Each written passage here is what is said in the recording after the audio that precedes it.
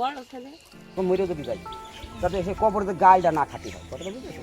ওই ছেলে ভবিষ্যতে তার তার এখন ভোগারি করতাম না। আল্লাহর রহমতে বাপ দাদা 14 গোষ্ঠীতে আমার আছে ছিল বাপ, কিন্তু এখন কপাল গুনি নেই বুঝেছো। কপাল গুনি এখন নেই। বাপ দাদা 14 গোষ্ঠীর আমল থেকে আমাকে ছিল বাপ, ছোটোতে কোনো কাজ করিনি।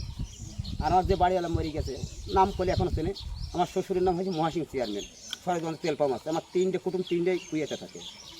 গ্রামের বাড়ি ঝিনেদায় বাড়ি বুঝেছো।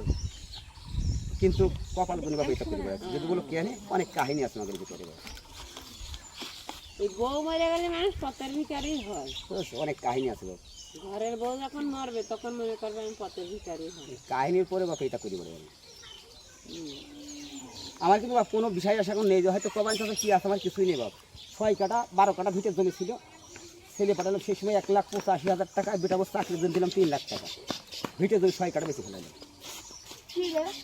ভিটের জমি। এখন কিন্তু আমার মাঠে কিছু নেই, 1 কাঠা জমি নেই কিন্তু মাঠে, হয়তো গল্প করে তো হবে না, কিন্তু ভিটের জমি তুমি 6 কাঠা জমি আছে।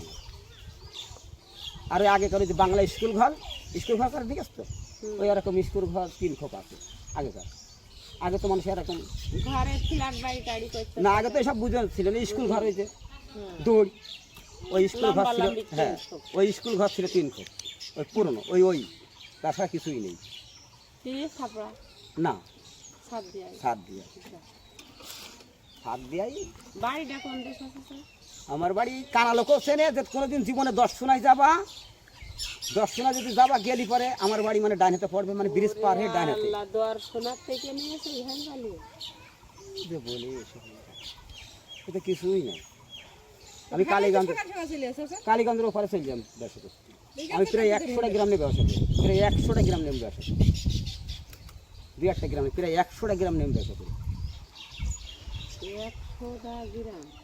সপ্তাহে 6 দিন গ্রামে, শুক্রবার আসিনি। এরকম ভোগারি করতাম না। আল্লাহর রহমতে বাপ দাদা 14 গোষ্ঠীতে আমার আছে ছিল বাপ, কিন্তু এখন কপাল গুনি নেই বুঝেছো। কপাল গুনি এখন নেই। বাপ দাদা 14 গোষ্ঠীর আমল থেকে আমাকে ছিল বাপ, ছোটোতে কোনো কাজ করিনি।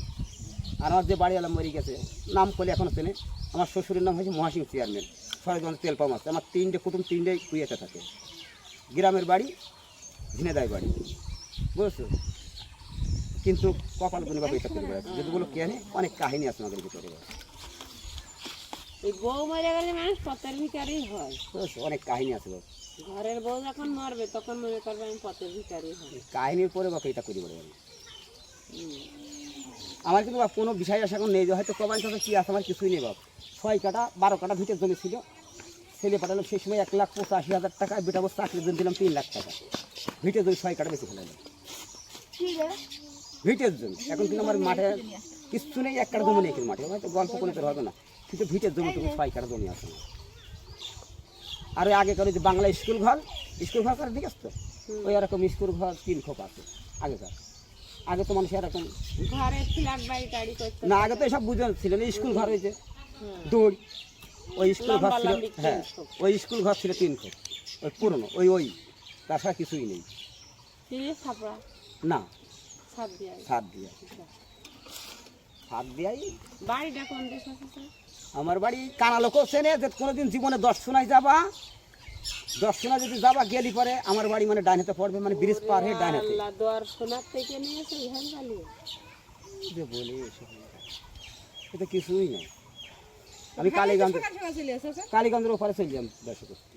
আমি প্রায় 100টা গ্রাম নিয়ে ব্যবসা করি, প্রায় 100টা গ্রাম নেম ব্যবসা করি, 2-1টা গ্রামে প্রায় 100টা গ্রাম নেম ব্যবসা করি। সপ্তাহে 6 দিন গ্রামে, শুক্রবার আসিনি, 6 দিন ধরে আসি।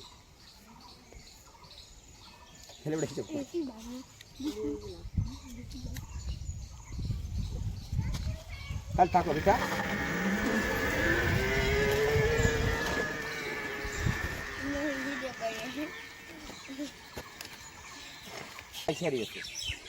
ওর 1টা টাকা আমার জন্য শুয়োর বাপ, কেরাম ধরে টাকা সিহারা বেঁচে চোখে দেখিনি।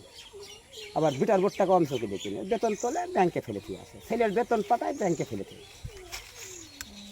লাগে না, তাই দেয় না বুঝেছো।